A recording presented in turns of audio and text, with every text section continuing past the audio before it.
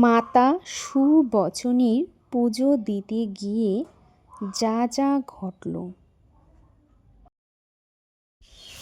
Hello and welcome guys. তো আজ তোমাদের সামনে একটা ব্লগ নিয়ে এসেছি। আর আজকের দিনটা হলো বৈশাখ মাসের একেবারে শেষের দিন। হ্যাঁ, আর আজকের এই দিনে আমি ঠাকুরকে দিব পান সুপারি। আমাদের গ্রামে সকলেই এই বৈশাখ মাসে ঠাকুরকে পান সুপারি দেয়। তো আমাদের এখনও দেওয়া হয়নি, সে কারণেই ভাবলাম আজকে শেষের দিনটাই আমরা দিয়ে দিই। আর এদিকে কিন্তু আমি লক্ষ্মী মাতারও পুজো করে নিয়েছি। এখানে প্রসাদ হিসেবে দিয়েছি দুধ, কলা আর হলো চিনি। আর এইদিকে আমার ঠাকুরদাদা কলা পাতা কাটছে পান সুপারি দেওয়ার জন্য।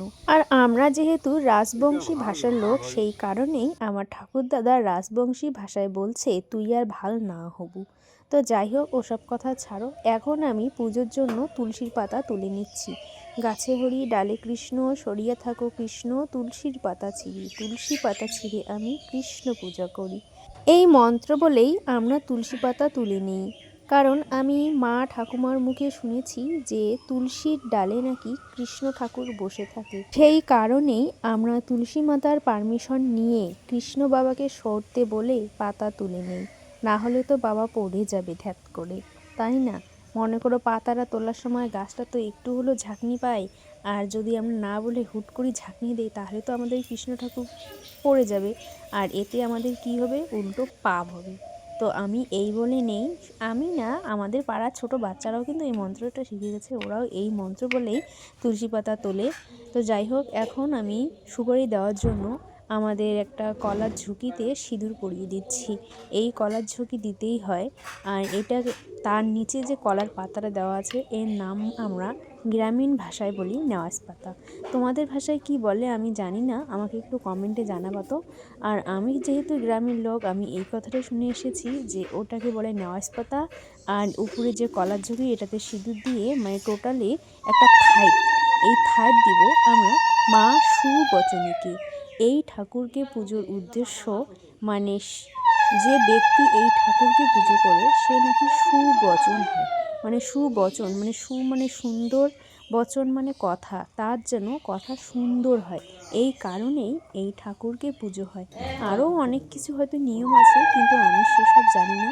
আমি শুধু এটুকুই জানি যে সুবচনী হবার জন্য মা সুবচনীকে পুজো দেওয়া হয় বৈশাখ মাসে পান সুপারি দিয়ে। আমাদের এলাকায় কিন্তু এই সুবচনী মাকে বৈশাখ মাসে পান সুপারি দেওয়ার চলটা খুবই বেশি, মানে প্রত্যেক বাড়ি বাড়ি হয়ে থাকে। তোমাদের ওই দিকেও কি হয়? তোমরা একটু কমেন্টে জানাও তো। আর তোমাদের ওইদিকে তার সাথে আর কি কি পুজো হয় আমাকে এটাও একটু বলবে, কারণ এই সব বিষয়গুলো নিয়ে শোনার আগ্রহটা আমার একটু বেশি। আর এই দিন কিন্তু আমার ভাই একজোড়া সুপারি আর একজোড়া পান নিয়ে পালিয়ে গেল আমি প্রণাম করার সাথে সাথে। আর তার ওই সাইডে ছিল আমার এক ঠাকুমা, ও কিন্তু ওকে জল দিয়ে ভিজিয়ে দিয়েছে। যদিও ক্যামেরা করার লোক ছিল না, আমি স্ট্যান্ডে বসিয়ে দিয়েছি, সেই কারণে দেখাতে পাচ্ছি না। আর এখন আমি খেয়ে দিয়ে সুপারি কাটতে বসলাম। আর আজকে কিন্তু সকালবেলা খিচুড়ি রান্না করছিলাম, ওই খিচুড়ি খেয়েই সুপারিগুলো খুলে দিচ্ছি। কারণ কয়েকদিন থেকে প্রচণ্ড বৃষ্টি হচ্ছে, আর এখন একটু রোদ উঠেছে। আর এই রোদে যদি সুপারিটা ঠিক মতো না শুকোয় পরে কিন্তু নষ্ট হয়ে যাবে।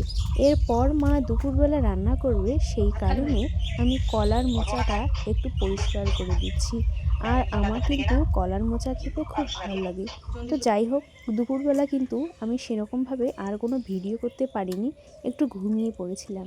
ঘুম থেকে উঠেই আমার আম মাখা খেতে ইচ্ছে করলো, তাই আমি তেঁতুল দিয়ে টক ঝাল মিষ্টি মতন করে আম মাখাচ্ছি আর এই আম খাবো। আমি কিন্তু এখানে 3টে আম নিয়েছি, আর দেখো একদম ফিনিশিং করে মাখতে মাখতে কতটুকু বানিয়ে দিয়েছি। আম মাখা খেয়ে দিয়েই আমি লেগে পড়লাম আমার জামা কাপড়গুলো ভাঁজ করতে। কারণ আমার জামাগুলো অনেক আগেই শুকিয়ে গেছে, আমি চেয়ারে এনে জমা করে রেখেছি। আর এইদিকে যদি মা এসে দেখে যে জামাগুলো আমি এখনও ভাঁজ করে রাখিনি, তাহলে তো আজকের দিন আমার খারাপই আছে। তো আমি সেই কারণেই জামাগুলো পরিষ্কার করে গুছিয়ে নিচ্ছি। যদিও এগুলো আমার ব্যবহারই জামা, তারপরেও আমি হালকা করে ভাঁজ করে রাখছি। আর আমার এই জামাগুলো যদি ভাঁজ করে না রাখি, যদি এলোমেলোয় থেকে, তাহলে পরে যখন জামাগুলো পরবো তখন কিন্তু শান্তি লাগে না। এখানে শুধু আমার জামাও নয়, আমার ভাইয়ের জামাও রয়েছে। আমাদের বাড়িতে প্রত্যেক দিনেই অনেকগুলো করে কাপড় ধুতে হয়। কোনো বাইরে অনেক জামা কাপড় শুকোতে দেওয়া আছে, একটু পরে ওগুলো নিয়ে আসব। মা আবার ওইদিকে রেঁধে বেড়ে চলে গেছে দাদুর বাড়িতে। দাদুর বাড়িতে আজকে আছে বৈষ্ণব সেবা, সেই কারণেই মা বাড়িতে বেশি দেরি না করে রান্নার কাজ শেষ করেই চলে গেছে। আর আমাকে যেতে বললো, কিন্তু আমি গেলাম না। ছোট ভাই গেছে শিলিগুড়িতে, ওখানে ও 4 দিন থেকে আছে। আর বড় ভাই তো দোকানেই থাকে, আর বাবা যেহেতু বাড়িতে নেই, আর ঠাকুরদাদাকে কীভাবে একাই ফেলে যায়, সেই কারণেই আমি গেলাম না। কারণ ঠাকুরদাদা যদি বাড়িতে একাই একাই থাকে, তাহলে কিন্তু ঠাকুরদাদার অনেকটাই মন খারাপ হবে। আর আমি থাকলে একটু হলো আনন্দে থাকে, ভালো লাগে, একটা সময় কাটে, সেই কারণেই কিন্তু যাইনি। তো যাই হোক, এসব কথা বাদ দাও। এখন আমার জামা কাপড় কিন্তু ভাঁজ করা শেষের দিকে এসে গেছে। এরপরে আমার উঠোন ঝাড়ু দেওয়ার পালা। কারণ আমাদের বাড়িতে যেহেতু অনেকগুলো আমের গাছ, সেই কারণেই আঙ্গিনাগুলো খুব তাড়াতাড়ির মধ্যেই নোংরা হয়ে যায়। আর যদি ঠিকঠাক করে ঝাড়ু দেওয়া না হয়, তাহলে মনে হয় বাড়িতে বুঝি লোক নেই, আর এই বাড়িটা মনে হয় ভূতের আক্রমণ আছে, এইরকম মনে হয়। তখন ভালো লাগে না, কেমন কেমন লাগে, নিজেকে বাড়িতে থাকতেই ভয় লাগে। তো এখন আমি বাড়িটা ঝাড়ু দিয়ে নিব। আর আমরা কিন্তু মানে সুপারির গাছের পাতার যে আগার অংশটা থাকে, সেই আগার অংশটা দিয়ে ঝাড়ু বানিয়ে নিয়েছি। এই ঝাড়ু দিয়ে কিন্তু খুব তাড়াতাড়ি নোংরা পরিষ্কার হয়ে যায়, আর অনেকটাও সুবিধাও আছে, আমার বেশ পছন্দ লাগে। আর আমাদের বাড়িতে কিন্তু ঝাড়ু দিতে অনেকক্ষণ সময় লেগে যায় আমার। এই ঝাড়ু দিতে দিতে মানে আমার একেবারে ক্লান্তি এসে যায়। আর আমার বাড়িটা তো তোমরা দেখেইছো কত বড়। তো আমি এখন ওই পুরো বাড়িটা ঝাড়ু দিব না, শুধু আঙ্গিনাটা একটু পরিষ্কার করে নেই।